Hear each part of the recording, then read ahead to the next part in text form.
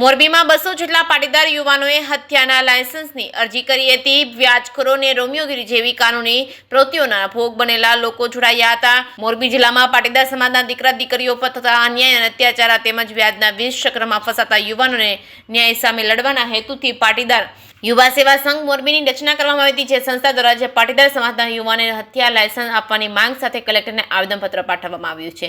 પાટીદાર યુવા સેવા સંઘ મોરબી દ્વારા કલેક્ટરને આવેદનપત્ર પાઠવી જણાવ્યું હતું મોરબી શહેર તેમજ જિલ્લામાં 150 ગામમાં 60,000થી પાટીદાર પરિવાર રહે છે। અનેક પરિવારો વ્યાજ, દાદાગીરી, ગુંડાગીરી, રોમિયોગીરી અને હની ટ્રેપના શિકાર બન્યા છે। આવા ભોગ બનેલા પરિવારોની સંખ્યા દિવસે ને દિવસે વધી રહી છે। વ્યાજખોરી અને દાદાગીરીનો ભોગ બનેલ પરિવાર ખાનગી રીતે સમાધાન કરી લેતા હોય છે, પરંતુ અમુક પરિવાર તંત્ર પાસે મદદ માટે જાય છે ત્યારે તંત્રના કેટલાક લોકોને પણ આ ગુંડાઓ સાથે મિલીભગત હોય તે રીતે વર્તન કરી ન્યાય આપવામાં આવતો નથી। આવડો મોટો પાટીદાર પરિવાર જિલ્લામાં રહેતો હોય ત્યારે છાસવારે વ્યાજખોરી, દાદાગીરી, ગુંડાગીરી, રોમિયોગીરી, હની ટ્રેપના બનાવો બનતા રહે છે। તંત્રની મદદ ન મળતી હોય ને રક્ષણ એ જ ભક્ષક બનતા હોય ત્યારે આવા ભોગ બનનાર પરિવાર ક્યાં જાય તેવા સવાલો પૂછીને પરિવારોની સુરક્ષા માટે પાટીદાર યુવાનો જાતે આગળ આવી હથિયાર પરવાનગી માંગે છે। યુવાનોને હથિયાર પરવાનગી આપવામાં આવે જેથી પાટીદાર પરિવારોની સુરક્ષા કરી શકે તેવી માંગ કરી છે।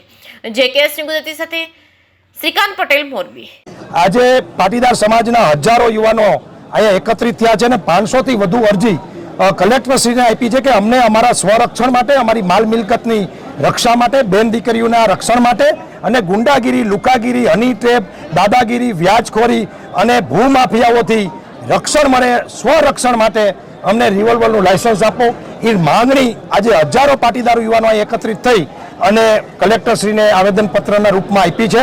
કલેક્ટરશ્રી અમારું પોઝિટિવ વાત સાંભળી છે અને અમે વિનંતી કરી છે કે લાગતા વળગતા તમામ અધિકારી એ એક્ટિવ થાય અને જે ગુંડા, લુખ્ખા પાટીદાર સમાજ જ નહીં પણ મોરબીની આમ જનતાને ભજવે છે, હેરાન કરે છે, દાદાગીરી કરે છે એવા તમામને નાથ મોયડા નાખે। ગુંડાની કોઈ જાતિ કે ધર્મ હોતો નથી, ગુંડો એ ગુંડો હોય છે અને ગુંડાને કોઈ જ સપોર્ટ આમ તો કરતું હોતું નથી। એટલે તંત્રને પણ આજે વિનંતી કરીએ છીએ મીડિયાના માધ્યમથી કે એક્ટિવ થઈને એકવાર આ મોરબીને ગુંડા મુક્ત મોરબી કરી દો। આ ઉદ્યોગની નગરી છે।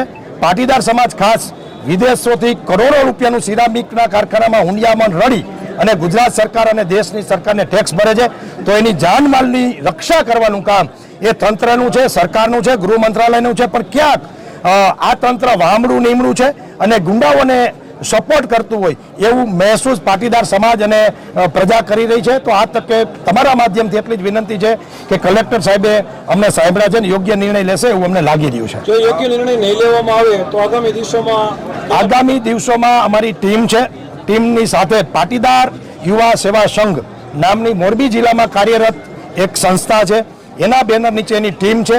એ ટીમ સાથે મળીને આગામી કાર્યક્રમ નક્કી કરશું। પરંતુ અમને લાગે છે કે જો આટલા લોકો એકત્રિત થાય અને કલેક્ટરશ્રી અને અધિકારી અને તંત્ર કામ ન કરે તો પછી આમાં જાવું ક્યાં? જો રક્ષક જ ભક્ષક હોય તો કંઈ સવાલ નથી। પણ મને વિશ્વાસ છે આ ટીમ અને અમારા આ મિત્રો જેટલા આવ્યા છે આજે આ તડકોસન કરી, કામ ધંધો ખોટી કરીને, એવું લાગે છે કે તંત્ર એક્ટિવ થશે અને ગુંડાઓને ચોક્કસ નાથ મોયડો નાખશે। અનેક બનાવોની અંદર વાતો દબાઈ જતી હોય છે, તો એના માટે તમે સમાજના યુવાનોને શું કહેવા માંગો? મારી ખાસ કરીને સમાજના યુવાનોને પણ વિનંતી છે કે તમે કોઈ પણ ખોટું કામ કરવા જાવમાં પૈસા લેવાની વાત આવે છે, પણ હવે તો મિત્રો આ લોકોએ સિસ્ટમ ફેરવી નાખી છે। પટેલના છોકરાએ પૈસા લેવા નથી જતા, ખોટા ફોન કરીને કહે છે કે તારે 2 લાખ આપવાના છે, તારે 5 લાખ આપવાના છે, મારું મોટરસાયકલ તોડી નાખ્યો, મારો મોબાઈલ તોડી નાખ્યો, મારી ગાડીમાં તે લીસોટો પાડી દીધો, તું લઈ ગયો છો કેમ નથી દેતો। હવે તો આ તંત્ર ચાલુ કરી દીધું છે, પણ છતાંય ક્યાંક ને ક્યાંક યુવાનો ઓનલાઈન ગેમિંગ, જુગાર, સટ્ટો, નશો આ બધું ક્યાંક એક ટકો તો બધે બગાડ હોય ને એ કરે છે। પણ અમે એના કાર્યક્રમો કરી અને એમાં પણ અમે અમારા યુવાનોને જાગૃત કરશું, એ સવાલ નથી। પરંતુ અત્યારે દોષનો ટોપલો અમારી ઉપર જે ઓઢાડવામાં ઘણા લોકોમાં આવે છે કે તમે પાટીદારો